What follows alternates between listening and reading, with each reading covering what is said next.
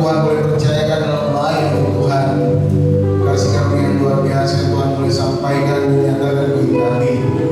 Kami yakin Tuhan bahwa setiap pribadi kami jemaat sekalipun, jika kami masih bisa tetap percaya dan selalu bersyukur di hadapan-Mu, kami akan selalu menjadi anak-anak Tuhan yang mempercayai Tuhan dengan yakin dan teguh dalam iman kami. Apapun yang boleh terjadi, kami tetap percaya Yesus yang terbaik bagi kehidupan kami, Yesus yang sungguh mulia bagi hidup kami boleh nyata, yang tidak pernah kami pikirkan, yang tidak pernah ada dalam hati, tapi itu yang Tuhan sediakan bagi setiap kami, orang-orang yang percaya kepada-Mu.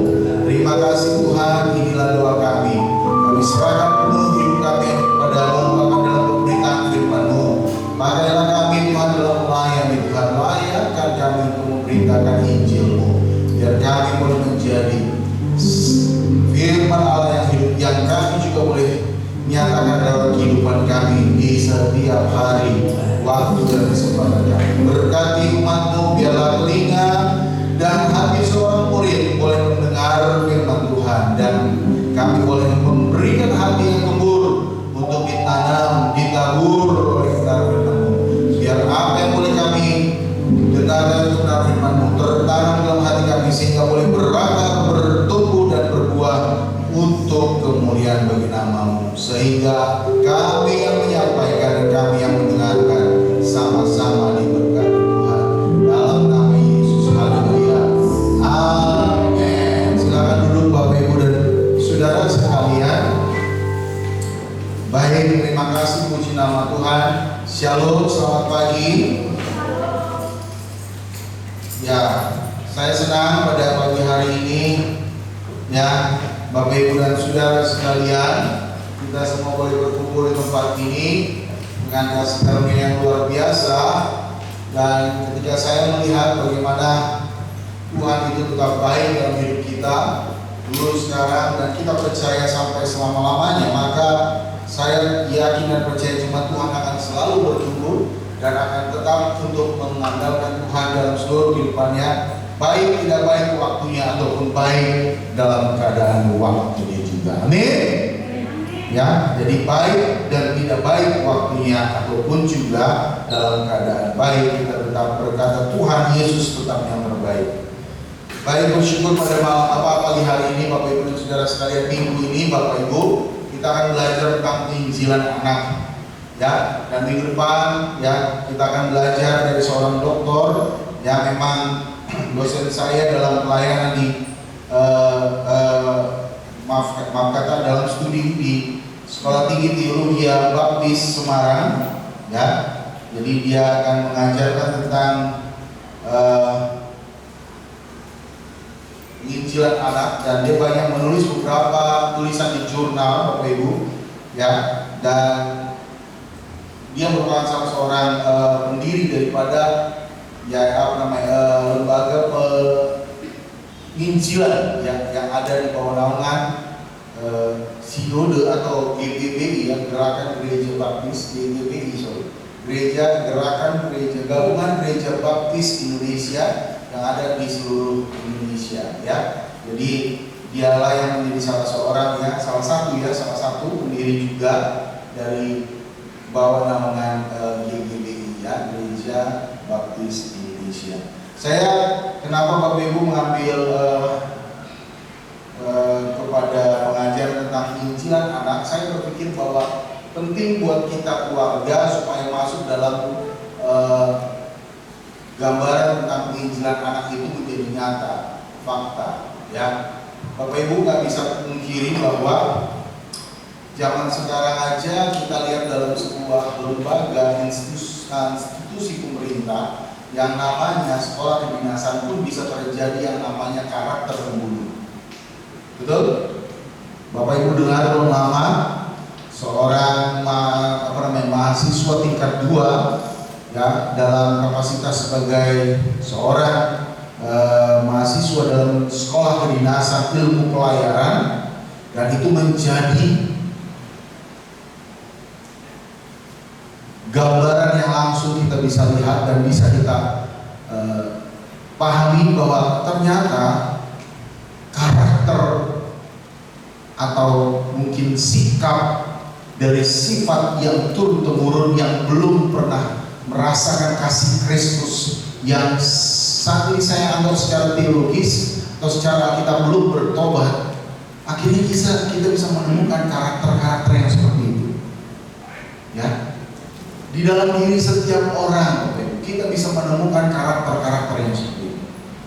Memang hidup ini by proses tetapi kalau kita terus-menerus membiarkan kehidupan karakter kita dipengaruhi dengan cara hidup yang tidak alkitabiah, cara hidup yang tidak dalam kebenaran firman Tuhan, saya sangat yakin ujungnya adalah seperti firman Tuhan berkata, maut. Banyak orang yang disangka hidupnya baik, jalannya lurus, tetapi ujungnya maut. Kenapa? Karena dia tidak merasakan bagaimana sesungguhnya kehidupan yang berubah di dalam diri dia, karena adanya pertobatan, karena adanya kasih Kristus, karena adanya kebaikan Tuhan di dalam kehidupannya. Sehingga ketika dia menjalani kehidupan ini setiap waktu, bahkan dalam tingkatan sosial kehidupan masyarakat manapun juga, tanpa kasih Kristus dia akan berakhir pada maut. Dia akan berakhir pada kebinasaan. Sehingga oleh karena itu saya terpanggil Bapak Ibu, saya berbeban dengan apa yang kita dapatkan dalam tahun ini, tahun amanat agung, tahun penginjilan ini, supaya kita memberitakan Injil terus-menerus kepada keluarga kita, supaya kita memberitakan kabar baik terus-menerus kepada keluarga kita, kepada istri, kepada suami, kepada anak-anak kita, ya, yang boleh kita sama-sama terus sampaikan. Dan jangan pernah lalaikan itu, jangan pernah biarkan itu. Kalau sampai saat ini mungkin posisi kita adalah seorang anak, kita belum lihat orang tua kita berdoa, kita sampaikan tentang kebenaran firman Tuhan itu. Kita beritakan tentang Injil itu, supaya kabar baik tetap diberitakan, supaya kebenaran firman Tuhan tetap disampaikan. Itu yang tetap harus, ya, kita tampilkan, kita harus ajarkan dalam setiap kehidupan keluarga kita. Mari kita lihat dalam apa yang saya boleh bagikan bagi Bapak Ibu dan saudara sekalian. Bisa? Daniel? Bisa. Kita ambil dari kebenaran firman Tuhan Bapak Ibu yang boleh saya dapatkan dalam persiapan yang saya boleh sampaikan.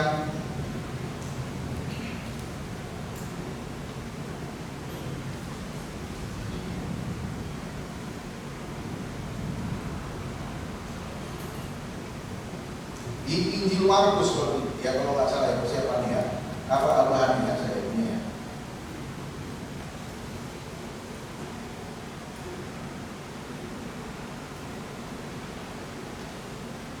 Ya, Markus pasal yang ke-10 ayat yang ke-14 hingga ayat yang ke-15.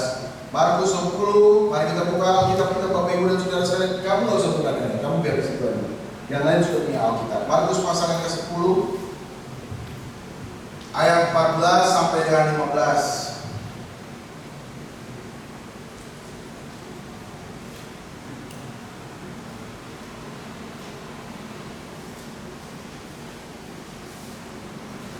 Sudah Bapak Ibu dan saudara sekalian? Sudah dapat? Amin? Amin. Oke, mari kita baca bersama-sama untuk menghormati firman Tuhan.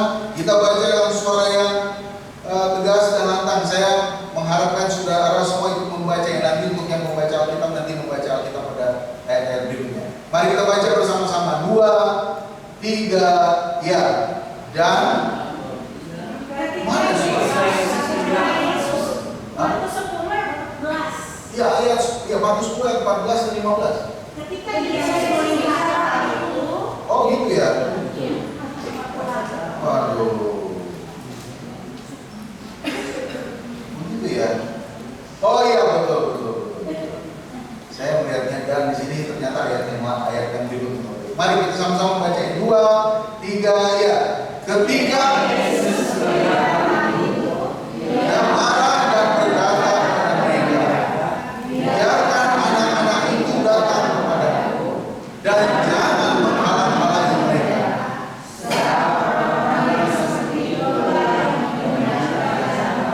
Ayat yang ke-15 sama-sama. 2, 3 ya.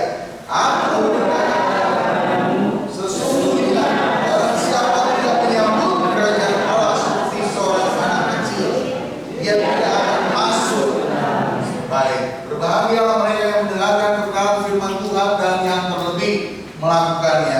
Bapak Ibu dan Saudara sekalian, selalu di dalam Injil, ya, tulisan para penulis Injil selalu menyampaikan Kristus selalu berhubungan dengan kerajaan Allah, ya, karena Kristus adalah yang mempunyai kerajaan itu sebagai Allah. Amin. Amin. Ya, kerajaan Allah adalah kerajaan Kristus, ya, yang boleh dinyatakan di dalam kehidupan setiap orang percaya, dalam kehadirannya di dalam hidup setiap kita. Kerajaan Allah bukan hanya sekedar berbicara nanti, tapi saat ini, Bapak Ibu. Oleh karena itu kerajaan Allah pun harus diberitakan kepada anak-anak. Saya ulangi, Bapak Ibu. Oleh karena itu kerajaan Allah pun harus selalu diberitakan kepada anak-anak sekalipun. Jangan berpikir bahwa anak-anak tidak perlu firman. Anda salah kalau Anda berpikir seperti itu. Jangan berpikir, ya, anak Anda tidak membutuhkan firman Tuhan. Anda salah kalau Anda berkata demikian. Karena itu kenapa kita harus berbicara pada bulan ini tentang penginjilan anak?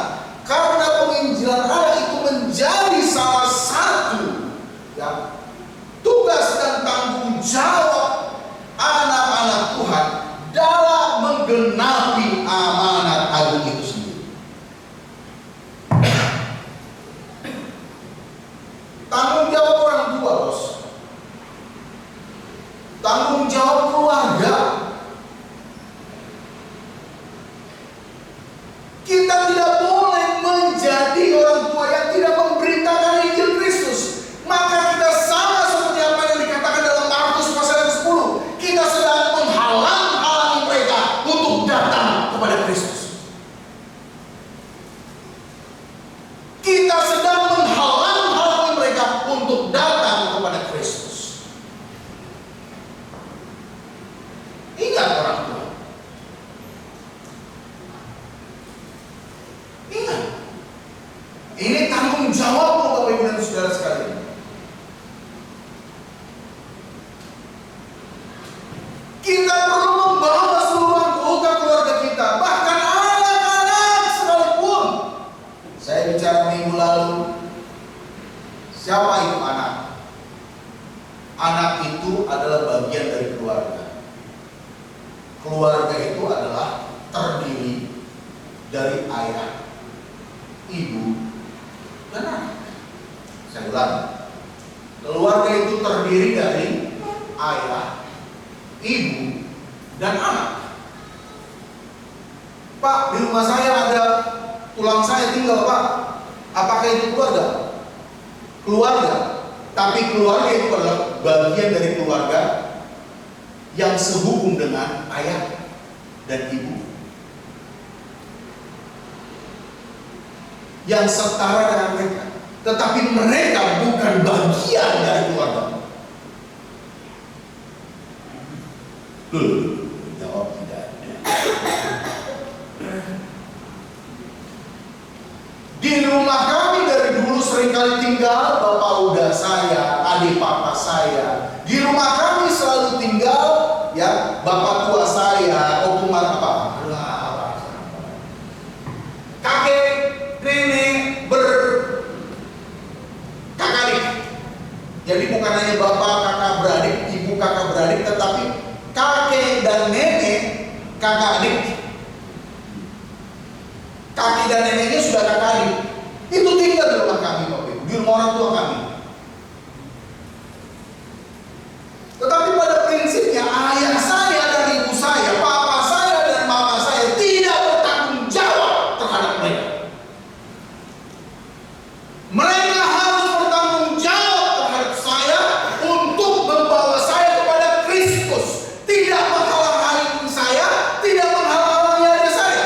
Mereka bertanggung jawab untuk membawa kepada Kristus supaya saya menjadi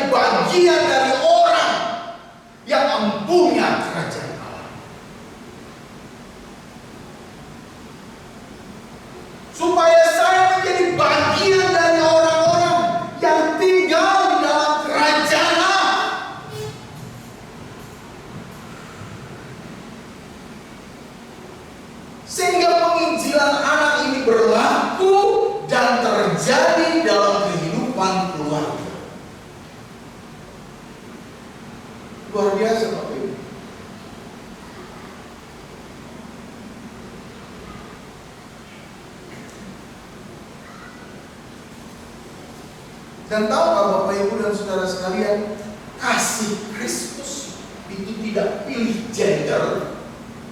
Kasih Kristus itu memilih kepada semua gender. Bahkan kasih Kristus tidak memilih kepada tingkatan sosial apapun juga.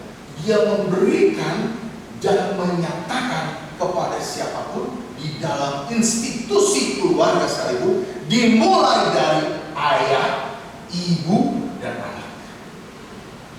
Dimulai dari ayah, ibu, dan anak. Tapi kalau hanya ayah dan ibu yang merasakan kasih Kristus, berarti kita orang tua sedang menghalang-halangi kasih Allah terjadi dalam hidup anak-anak kita.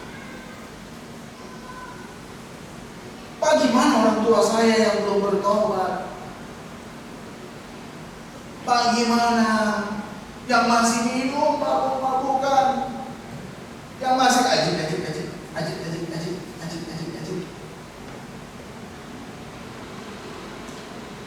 Gimana Pak? Dia pergi pagi, pulangnya pagi. Gimana Pak? Berarti kasih Kristus itu sedang terjadi melalui hidupmu, nak. Berarti kau hanya membawa garam dan terang itu kepada keluargamu. Engkau yang sudah menjadi bagian daripada kerajaan Allah, bagikanlah itu bagi orang tua. Jangan ketika anak melihat orang tua yang sudah ada di dalam hidup pertobatan, hidup di dalam kasih Tuhan, lalu karena melihat orang tua yang tidak berubah, akhirnya apa? Ya sudah, akhirnya anaknya kembali lagi. Ada Bapak Ibu begitu? Ada Bapak Ibu. Yang seperti itu terjadi Bapak Ibu. Kalau dalam bahasa Alkitabnya, orang tuanya menjadi batu sandungan bagi anak.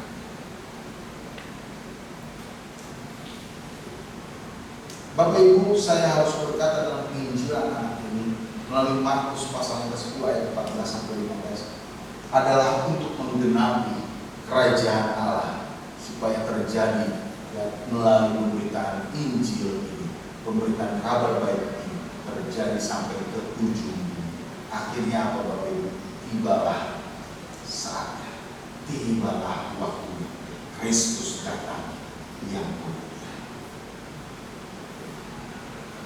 Saya tak pungkiri Bapak Ibu bahwa kejadian dalam kehidupan keluarga ya complicated.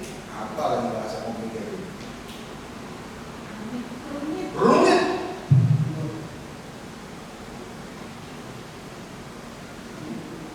Dulu ya. Rumit. Kesulitan apa yang terjadi dalam kehidupan keluarga? Banyak. Bukan hanya masalah ekonomi. Makanya perceraian yang harusnya Alkitab katakan, ya saya nggak bisa pungkiri perceraian itu bisa terjadi karena Alkitab pun juga bercerita. Tetapi perceraian yang terjadi karena apa? Zina.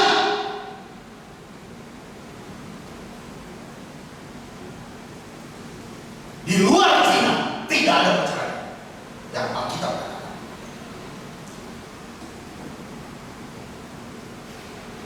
Akhirnya apa? Terjadilah semua.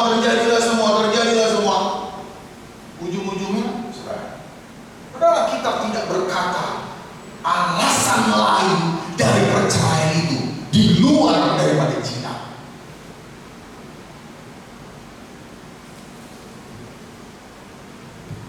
Tidak ada alasan yang lain.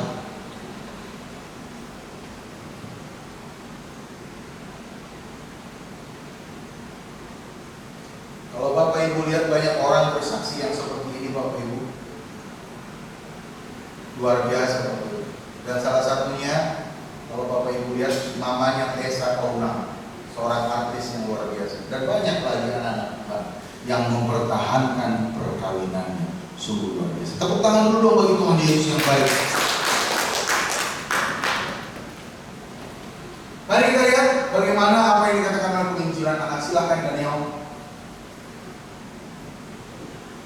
Kalau kita mau bicara tentang penginjilan dan pemuritan dalam pengembangan kehidupan kita, koreksinya adalah pada karakter. Ingat ya Bapak Ibu, pertobatan itu berubahnya karakter. Amin. Amin. Dimulai dari cara berpikir. Karena metanoia, nih, cara berpikirmu yang berubah. Dari cara berpikirmu terlihat atau dalam karakter. Kehidupan manusia pada umumnya dipengaruhi oleh karakter. Karakter apa? Bawaan. Saya nggak bilang dosa, warisan. Saya hanya bilang karakter bawaan yang sifatnya terjadi dalam lingkungan keluarga. Anda suka memberi, keluarga. Anda suka membohong, keluarga. Ada yang suka cabut, keluarga. Ada yang suka zina, keluarga. Pak Gembala ngomongnya kok keras amat. Yaps. Makanya saya harus berkata apa adanya. Karakter individu tidak bisa terbentuk hanya karena begitu tiba-tiba terus lahir, lalu bisa dia menghasilkan sesuatu yang tanpa ada pengaruh. Tidak.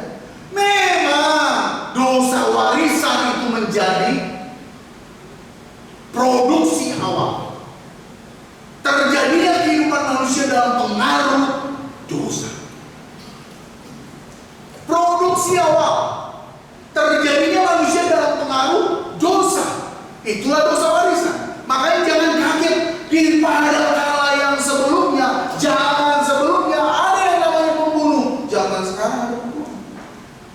Betul? Zaman dulu ada yang namanya tukang judi ayam. Ada. Zaman sekarang tukang judi ayam. Saya sampai kaget, mantan pelatih saya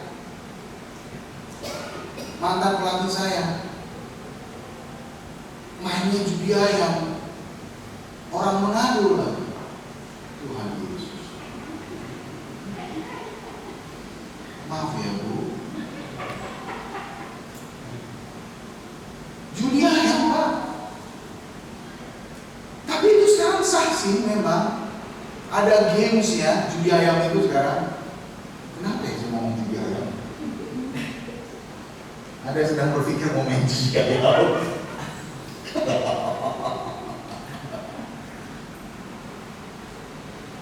Saya kaget.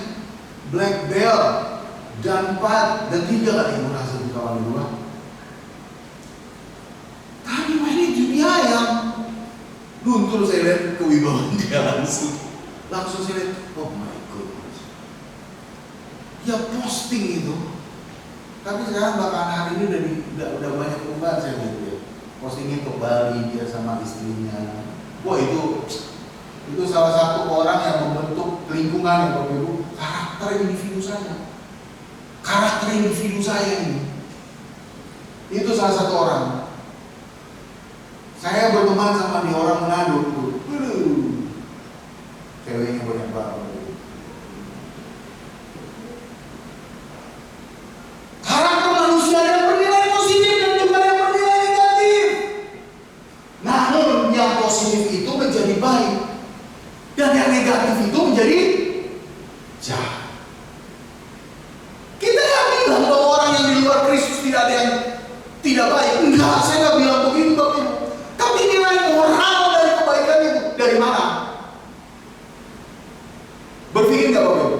Nilai moral dalam karakter kebaikannya bersumber dari siapa? Dari firman Tuhan atau tidak? Dari Alkitab atau tidak? Dari Kristus atau tidak? Itu yang harus kita pikirkan Bapak Ibu. Dia bisa berbuat baik. Bahkan mungkin kita kekristenan tidak lebih baik dari dia. Oh serius Bapak Ibu? Saya lihat di TikTok itu orang kaya yang keluar tiap Jumat. Maaf ya Bapak Ibu, kan ada Jumat barokah katanya kan? Betul? Ya, saya pernah sekali lagi jalan padahal mobil saya di ujung sana. Saya sengaja jalan ke sana. Tiba-tiba ada yang lagi bagi nasi bungkus, Jumat barokah, ya kan? Terus saya datang kan, lewat kebetulan saya udah parkir ke sana. Di sana agak jauh memang mobil saya nggak kelihatan. Saya pakai celana pendek memang kan. Lalu saya jalan pakai, Pak, mau Pak, apa ini? Jumat barokah. Oh iya, isinya apa Mas? Nasi ikan pakai perkedel Pak. Oh siap. Ikannya ikan cincang. Jumat barokah. Ada kekristenan yang bisa bagi begitu tiap minggu?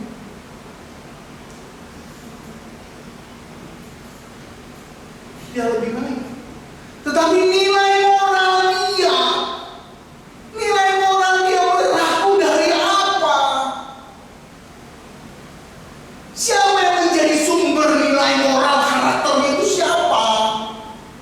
Dari mana?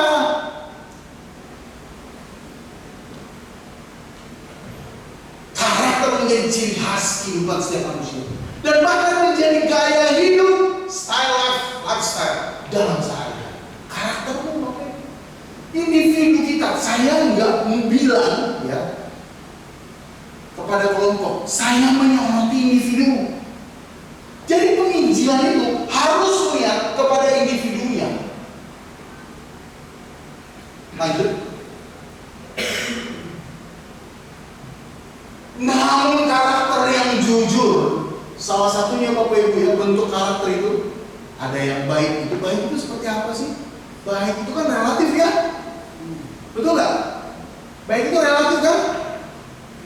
Relatif buat saya baik, buat Anda belum tentu baik. Tapi kalau jujur, baik apa tidak? Hah?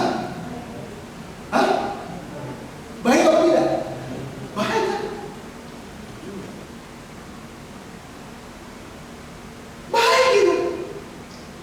Dalam hubungan dengan diri sendiri, karakter yang bersifat jujur dari perilakunya didasarkan pada upaya menjadikan dirinya sebagai orang yang selalu dapat dipercaya dalam pikiran, perkataan, dan perbuatan. Selalu bisa dapat dipercaya itu. Ya kan? Jadi individu kita, secara individu, karakter itu harus nampak terjadi. Ini harus menjadi sorotan ini. Coba tolong yang lain yang lagi ngobrol, tolong lihat dulu ke depan. Saya lagi serius. Ya, tolong ya. Jangan ada yang ngobrol, HP-nya ditaruh dulu. Ya, tolong HP-nya ditaruh dulu.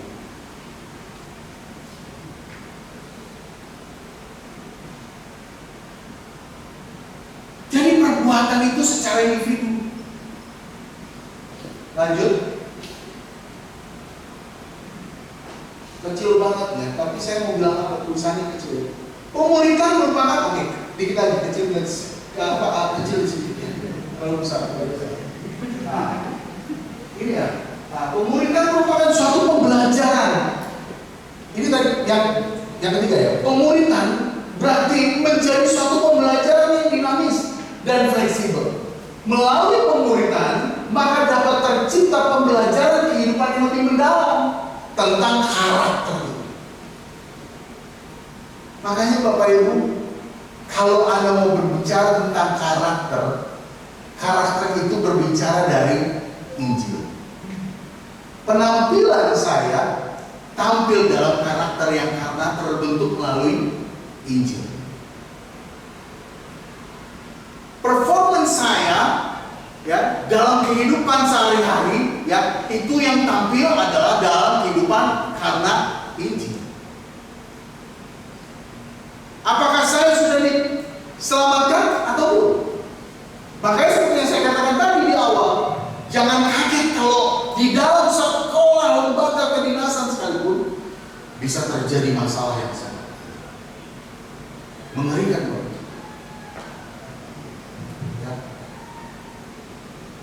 Togi Simanjuntak, ketika kita berbicara tentang penginjilan adalah berbicara tentang pemuridan. Apakah itu? Kegiatan yang dikerjakan kepada perorangan dalam hal mendidik, mengajar, dan membimbing orang lain untuk belajar melakukan apa yang dikerjakannya oleh pengajarannya atau pembimbingannya. Sebagai seorang mahasiswa dalam program pasca sarjana doktoral, saya dibimbing untuk menyelesaikan bukan hanya mata kuliah saya, tapi sampai kepada proposal dan bahkan sampai kepada makalah yang terakhir, disertasi. Dan saya harus dibimbing oleh dosen dan satu promotor. Ya, dosen pembimbing di dalam sekolah teologi itu ada 2. Dan promotornya doktor yang profesor itu adalah 1 orang. Dan kebetulan Marga Simanjuntak, ya, dia orang LIPI, ya, profesor orang LIPI, ilmu pengetahuan, ya, lembaga ilmu pengetahuan Indonesia. Dan bimbingan itu mengajari saya lewat didikan, mengajari saya lewat apa yang diarahkan dan diajarkan dalam setiap apapun yang dibimbingnya pada saya. Tugas orang tua dalam melayani anak adalah memberikan pemuritan dalam kegiatan secara pribadi, Bapak Ibu. Dengan mendidik anak-anaknya, mengajar dan membimbing mereka untuk melakukan apa yang dikerjakan oleh pembimbing tadi. Makanya kalau Tuhan izinkan tahun depan saya selesai. Banyak orang, ya, bimbingan lama Bapak Ibu. Kemarin saya lihat di dalam tim saya di kelas saya, ternyata angkatan di atas saya masih ada yang belum bimbingan untuk ambil S3-nya selesai. Padahal dia adalah dosen di sini. Ya. Tetapi itulah ya Bapak Ibu, kita orang tua harus lihat bahwa ketika menyadari adanya pemuritan, karakter individu harus menjadi sorotannya. Muridkanlah individu dalam karakter anak-anak. Saya harus terbuka Bapak Ibu, boleh ya saya terbuka ya? Kenapa? Belum lama saya harus menghadapi Samuel, anak saya Semi, yang dengan satu kebanggaan yang saya miliki dari dia, yaitu dia naik menjadi danki, komandan kolonel. Bukan menjadi sebuah kesombongan, tetapi tanggung jawab ini kami bangga. Peranan dia dalam jabatan fungsi itu menjadi nampak terlihat. Saya menganggap bahwa apa yang terjadi pada Samuel tidak serta-merta dia bisa lakukan itu sendiri. Tetapi saya percaya itu terjadi karena pembentukan dan didikan dari keluarga, dari orang tua.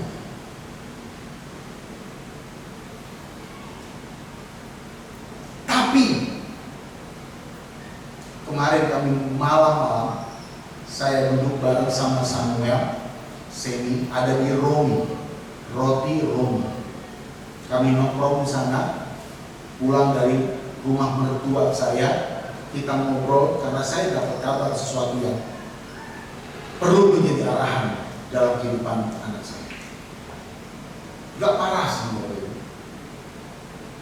Jadi saya dengar dari ajunya, apalagi ajunya, tantenya, adik mamanya. Kalau Semi menjumpai seniornya waktu dia tingkat 1, dia dibimbing sama senior ini, dan senior ini sudah ada di pekerjaan, sudah selesai kuliahnya, dan dia ada di perbatasan Kalimantan, Sarawak kah atau apakah, ya, perbatasan Kalimantan sana, dan dia lagi ada tugas ke Jakarta dan ketemu dengan Semi. Ternyata itu teman daripada suami ajunya. Ya, adik ipar saya, sama-sama dari Sigalahi ya, Sinaputar ya. Jadi akhirnya Saya dengar kabar, ajunya cerita, tantenya cerita tentang Semi, bahwa Semi duduk dengan pembina itu dan di sana dia diajak ngobrol. Memang sifat mereka kedinasan begitu loh, ya. Jadi setiap ada senior dia harus kumpul. Dan itu yang fasilitasi senior itu, ya. Karena kalau Semi mau mengumpulkan senior tingkat 1, Semi harus fasilitasi, ya. Bahkan dia sebagai danti. Saya dengar kabar dari tantenya, Semi terlibat pertemuan dan di sana Semi merokok.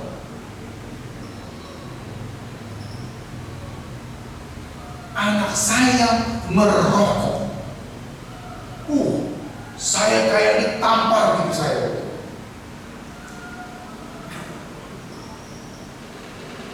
Kayak ditampar gitu saya.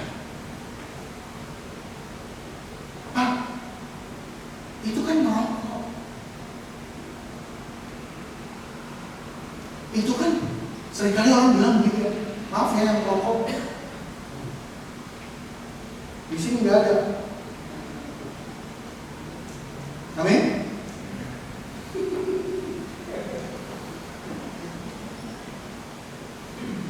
Tapi saya harus ngomong Bapak Ibu, saya dalam pergaulan saya dengan orang-orang yang merokok, justru dari pergaulan itu saya ngerti tentang rokok. Justru dari pergaulan itu saya ngerti tentang perzinahan. Justru dari pergaulan itu saya mengerti tentang narkoba. Itu kenapa nih? Manifestasi kan? Tuh, kenapa? Manifestasi. Oh main.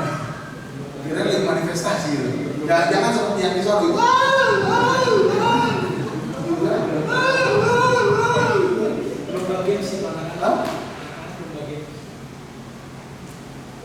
Jadi saya harus katakan Bapak Ibu, dari pergaulan. Betul kan? Akhirnya kami duduk ngobrol, setelah tahu informasi itu saya duduk ngobrol dan saya ajak Semi bicara. Cara saya bicara baik-baik dengan anak saya adalah saya ngobrol. Walaupun dalam diri saya nggak bisa terima. Saya nggak bisa terima. Saya harus katakan bahwa itu menjadi beban buat saya.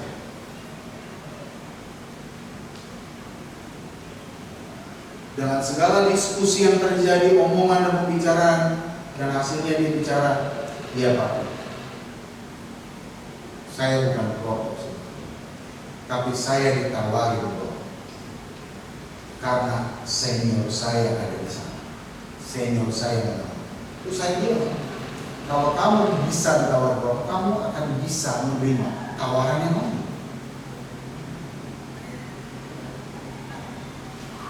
Saya katakan demikian. Tetapi saat itu saya merasa bahwa saya sedang memuridkan anak saya. Nanti didoain ya Pak kalau ada pelepasan di sana. Lanjut. Jadi saya berusaha untuk bisa memuridkan anak saya. Pemerintahan dan penginjilan merupakan perintah amanat agung Yesus Kristus yang harus dilakukan setiap umat Kristiani.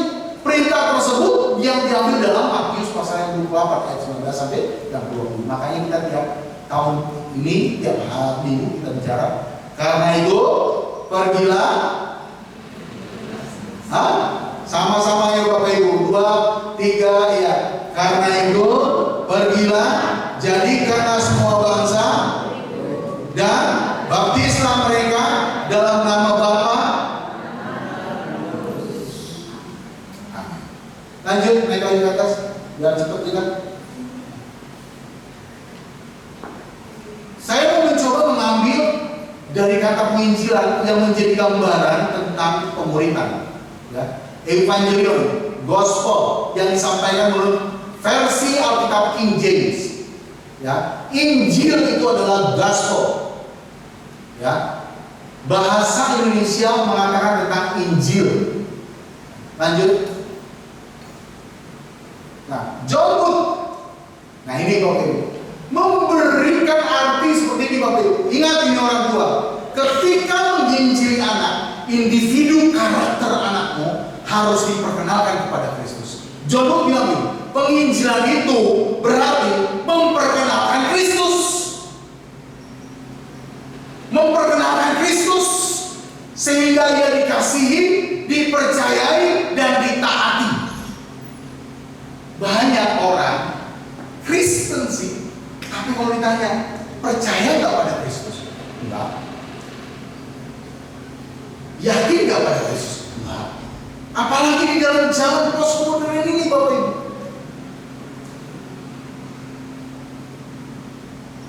Jadi orang butuh Kristus.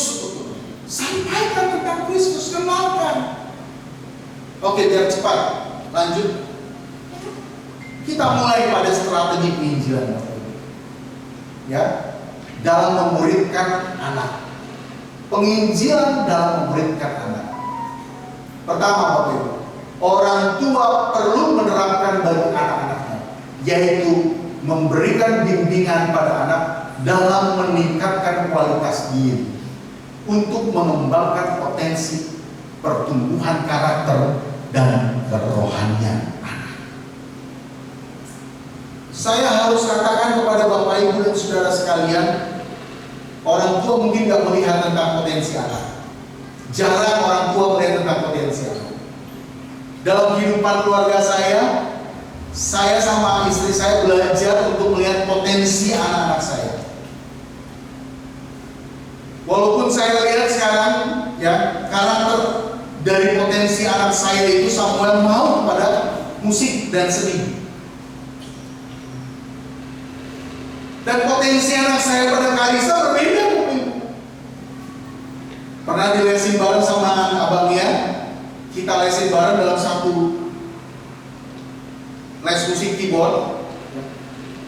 Yang ini lari-lari ini, yang perempuan. Bahkan pernah nangis di lantai. Dan akhirnya sampai dia besar, dia bilang di kelas SD, waktu di SD atau SMP? SD ya. Mami, aku gak mau keyboard, aku mau biola. Dicoba biola juga. Tapi ya begitu juga. Kami terus gali potensi apa yang ada pada anak-anak. Pertumbuhan karakter. Kalau saudara mau memperkenalkan Kristus, yang dituju pada individu dalam pertumbuhan karakter, berubah karakternya. Kalau karakter berubah, rohaninya pasti unggul. Saya percaya. Saya sangat yakin kalau karakter berubah, rohaninya pasti unggul. Jadi Anda gak akan berharap rohani unggul, tapi tidak ada perubahan karakter. Itu nanti. Jadi orang-orang yang berubah karakternya pasti rohaninya unggul. Lanjut. Nah, bimbingannya harus pertama berdasarkan firman Tuhan. Bagaimana caranya mengajar firman Tuhan? Nasihati Bapak Ibu. Seperti tadi yang terjadi pada anak saya nasihati anak saya. Saya bilang begini, Pak, memang di Alkitab tidak ada tulisan dilarang merokok. Yang ada tulisan dilarang merokok itu hanya di pom bensin. Betul? Betul Bapak Ibu, anak muda? Betul. Tapi saya belajar memberikan pelajaran yang baik. Saya berikan anjuran, saya berikan petunjuk, saya berikan peringatan bahkan teguran yang baik lewat firman. Alkitab berkata tubuhmu adalah bait Allah. Kalau kamu tidak setia pada perkara yang kecil, menjaga hidupmu dengan menjaga tubuhmu, berarti kamu tidak setia pada perkara yang besar. Saya kasih nasihat. Tapi anak kita seringkali jujur ya Bapak Ibu, mungkin Pak Sinaga udah begitu ngalami lah, karena bercandaannya mungkin lebih banyak ya. ledek-ledekannya mungkin lebih banyak. Tapi anak pada potensi tertentu akan sulit dinasihati. Itu koreksi nanti. Itu koreksi pada diri kita sendiri kalau itu orang tua. Lanjut. Keteladanan yang patut ditiru dan baik dicontoh. Firman Tuhan banyak mengajarkan tentang arti keteladanan. Perbuatan, kelakuan, sifat dan sebagainya dapat menjadi contoh. Saya pernah berkata sama anak saya, jangan kamu merokok ya. Tapi saya pernah menjadi perokok. Percuma. Saya tidak bisa menjaga tubuh saya yang menjadi baik ke Allah. Saya tidak setia pada perkara yang kecil. Makanya saya percuma akhirnya. Meneladani Samuel pun juga saya nggak bisa. Kalau saya masih menjadi perokok. Tapi saya bersyukur nggak perokok waktu sekarang. Dari 2012 saya sudah berhenti merokok.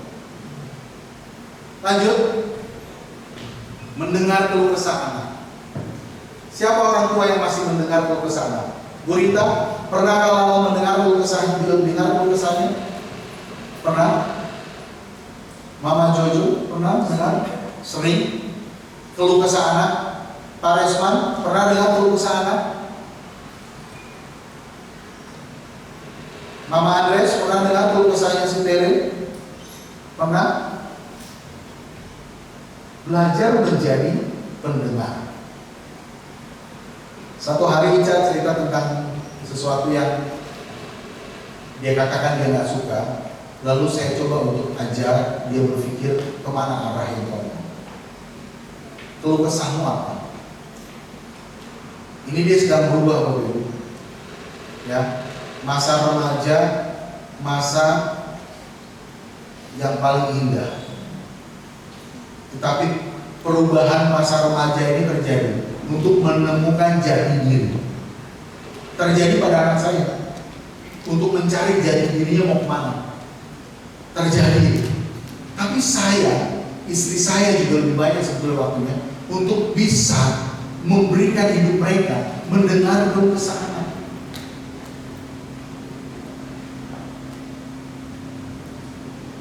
Jangan salah. Seusia Aldi, ya, seusia Ricky, ya, masa-masanya itu mendengar keluh kesah, itu juga ada. Pernah nggak punya mendengar keluh kesahnya Aldi? Masanya itu ada. Saya nggak dapatkan ini dari orang tua, Bapak Ibu, jujur saya nggak dapatkan ini dari orang tua saya, nggak dapatkan ini dari papa mama saya. Karena mungkin ya filosofi orang Batak ya, anak koki doa moral jauh, hanya duit yang cari duit. Akhirnya apa? Anak hilang, nggak kemana-mana. Anak nggak tahu jadi apa. Anak berantakan jadi apa juga nggak tahu seperti apa. Itu yang terjadi, Bapak. Makanya rubah itu filosofi orang Batak, boy. Hamorawan itu jangan duit yang dipikir. Cita-cita anakmu, keberhasilan anakmu, kesuksesan anakmu, sekolah anakmu, itu yang harus kau pikirkan. Amin. Amin. Berpikir seperti itu. Lanjut. Pembiasaan berperilaku dalam tampilan karakter yang baik, Pak, Bu.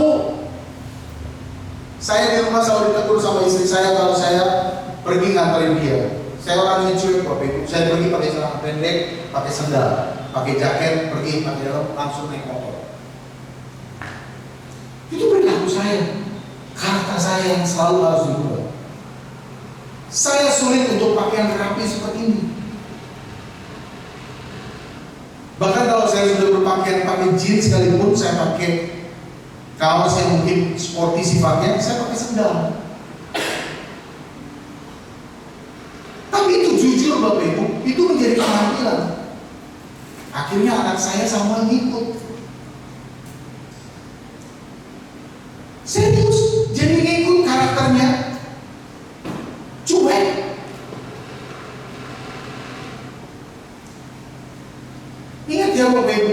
kebiasaan menampilkan perilaku yang baik harus begitu. Ini penginjilan kepada anak, kepada keluargamu itu harus terjadi. Lanjut.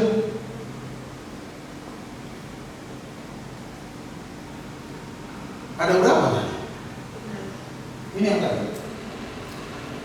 Jadi dalam memberitakan Injil, Bapak Ibu harus lihat hal-hal yang perlu tampil dan depan. Teladan tadi ya dan sebagainya. Nah ini cara membagikan firman Tuhan ya. Barangkali bisa menjadi masukan yang baik. Di keluarga, siapapun yang mau memberitakan firman Tuhan ya, Pak Sinaga, Bu Sinaga, mulailah dengan bercerita. Nih saya ajarin berita ya, saya ajarin Pak Iwan ya, Mama Victor, mulailah dengan bercerita. Cerita tentang Alkitab. Ya. Siapakah Daud itu? Mungkin Anda akan bercerita seperti itu. Daud itu adalah raja yang pemeraku. Dia raja yang gagah perkasa. Kalau Saul beribu-ribu, Daud berlaksa-laksa. Itu yang disampaikan. Ceritalah tentang firman Tuhan. Perdengarkan terus dengan cerita-cerita yang ada di dalam firman Tuhan dalam keluargamu. Amin, Bapak Ibu. Cerita.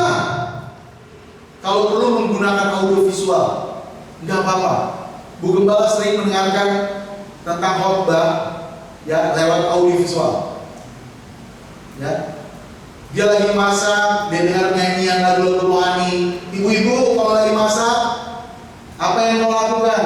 Pasang lagu rohani. Pasang firman Tuhan. Saya salut pada istri saya betul. Makanya saya bilang selesai kamu dan kalau sudah 2 tahun kamu ambil S2 ya. Harus belajar kamu juga. Untuk kuliah lagi ambil S2. Ya. Tanya jawab Pak, Bu. Bu Meli pernah nggak tanya jawab pada anak-anaknya? Jangan sampai bilang begini, ya kan? Ikan Yunus masuk ke perut apa? Ikan besar. Wah betul. Pasti itu betul. Tapi banyak guru agama aja, guru sekolah minggu aja salah. Bilangnya ikan paus. Padahal nggak ada ikan paus.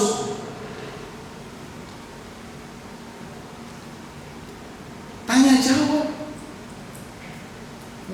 Kalau di games kita di retreat itu ada tuh tanya jawab. Ya di retreat itu ada tanya jawab yang sifat games. Ya kemarin saya lihat di TikTok Bapak Ibu, ya dari Kejadian sampai Wahyu, ya perjanjian lama, perjanjian baru, ini gamesnya, ya dibuat dalam games itu.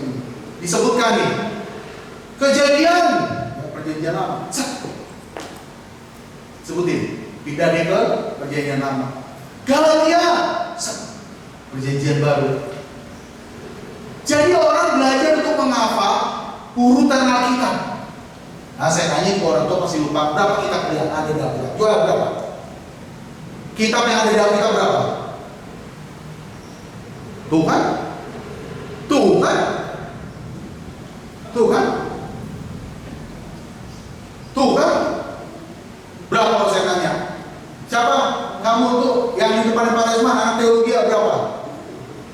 Berapa? Alkitab? Hah? Hah? Berapa? 66.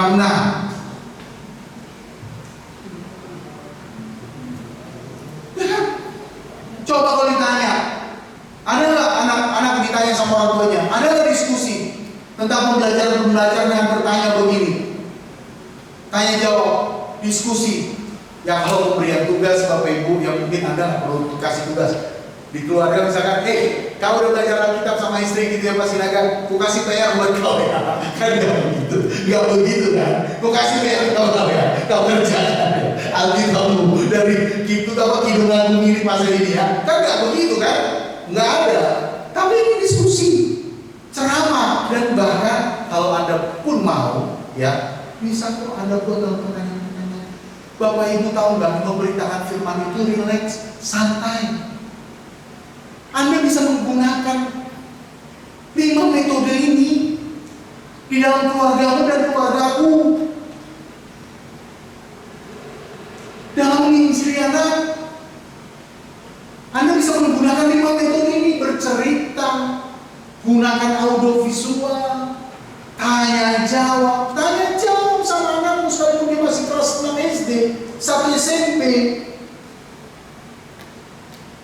Tanya jawab, mulai sehingga apa?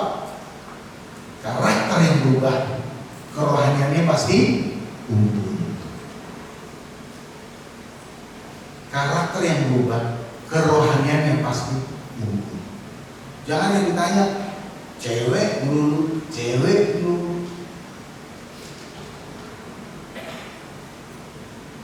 Jangan yang ditanya cowok mulu.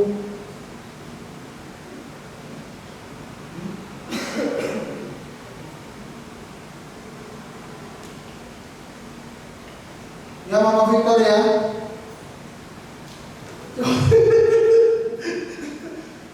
Suka bercerita nggak sama Victor? Ya, tanya jawab. Ya, Bapak Ibu, saya berharap sesederhana ini pembelajaran tentang penginjilan anak Anda bisa lakukan. So very simple Bapak Ibu. Saya lama di sini bercerita penggunaan audio visual, tanya jawab, diskusi. Saya mau menerapkan ini dalam keluarga. Coba terapkan ini. Ya, Bu Mega, terapkan ini di dalam anak-anakmu. Ya, terapkan ini. Tanya.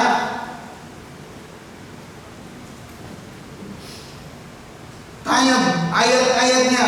Diskusikan tentang firman Tuhan. Jangan ditanya tentang yang lain-lain.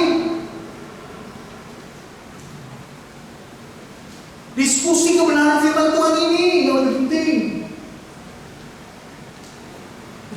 Sederhana, santai kok. Saya sama anak saya selalu bilang, dengan hal yang sederhana kita mulai dalam mendiskusikan firman Tuhan. Amin. Amin Bapak Ibu dan saudara sekalian, anak muda, amin. Ya. Anak muda juga bisa mendiskusikan ini kepada orang tuanya. Ya.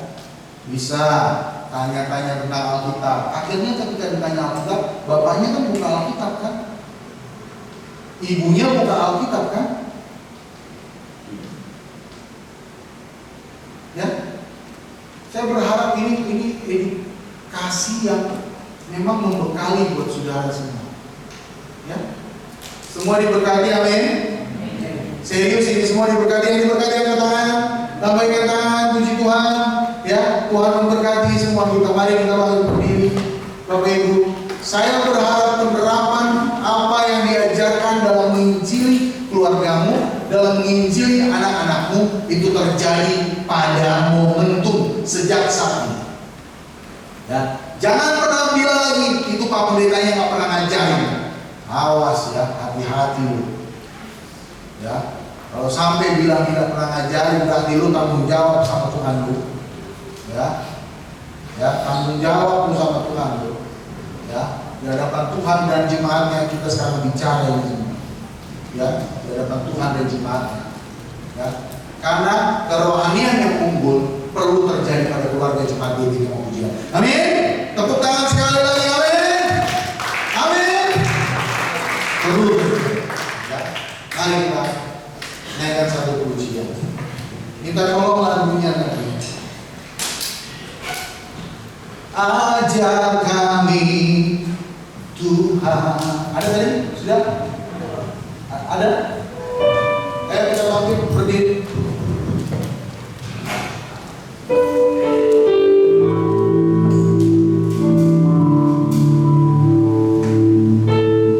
Nanti setelah ibadah ini saya minta tolong Bapak Ibu yang tadi ada kemarin kita sudah bicarakan ya Pak, untuk bicara tentang panitian pembangunan gereja.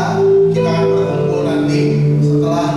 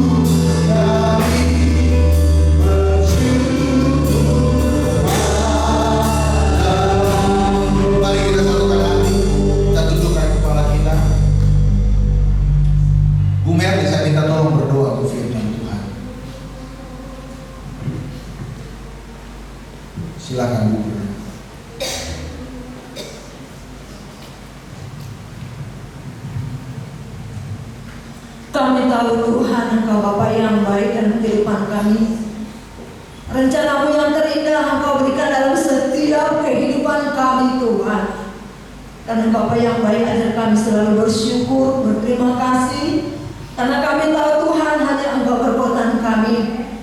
Kami hanya berserah kepada-Mu Tuhan. Dan selalu hidup mengandalkan Engkau Bapa di surga.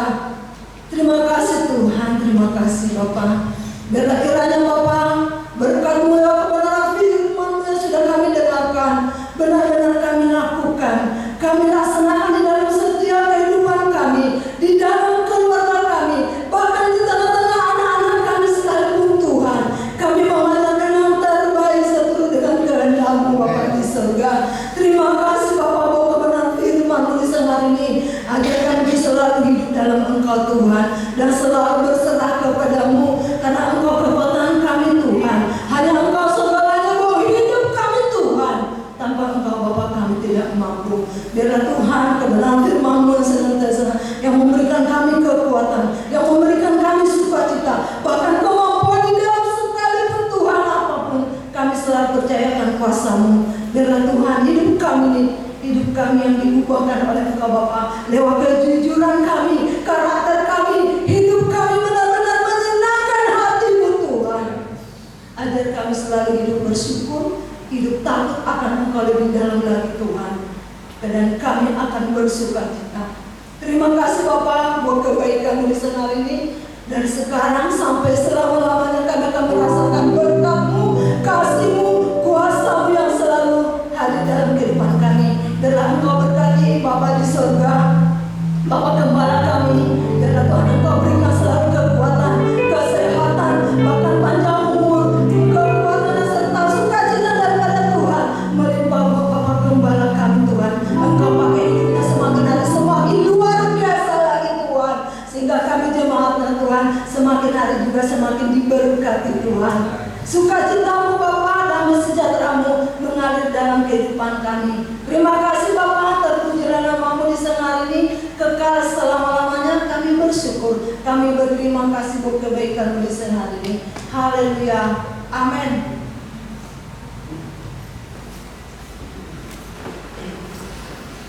Puji nama Tuhan.